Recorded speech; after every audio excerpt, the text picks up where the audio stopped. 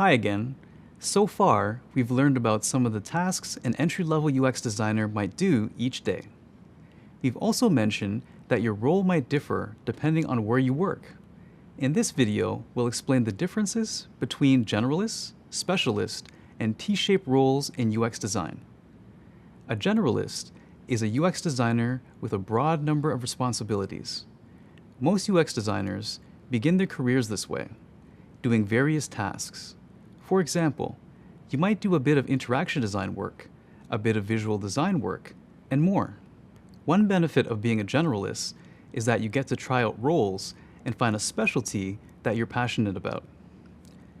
Generalist UX designers are common at smaller companies with fewer employees, as these companies don't have big design departments, so you might have to wear many hats.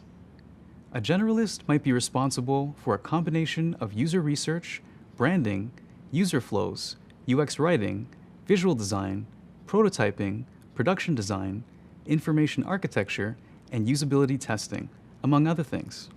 Most generalists start their roles knowing about one or two of these topics.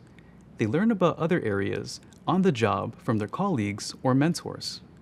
UX generalists can also continue their education through professional development, doing their own research to keep up with industry trends and participating in online UX communities to learn from other designers. On the other hand, if you become really interested in one part of UX design, you might find your niche as a specialist. A specialist dives deep into one particular UX design role, like interaction, visual, or motion design. While a generalist has a breadth of knowledge, a specialist has more depth of knowledge in one kind of UX design.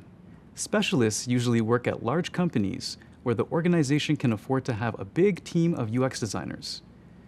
At Google, we have thousands of specialized UX designers. Take me, for example. I specialize in interaction design. We covered some specialist tracks earlier in the course. If you need a refresher, check out the glossary. As you advance in your career, you may become a T-shaped designer. A T-shaped designer specializes in one kind of UX design and has a breadth of knowledge in other areas. This is called a T-shaped designer because your skills look like an uppercase T. The vertical line of the T is the kind of UX design you specialize in, like visual design. The horizontal line across the top of the T includes your complementary skills. These skills might come from other fields like interaction design that cross over with your specialties or soft skills that help you work more effectively.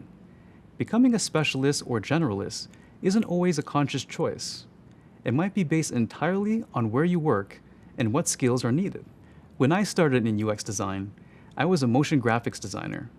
Then I worked on video games, apps for businesses, and apps about financial technology. Now that I work at Google, I focus on privacy as an interaction designer.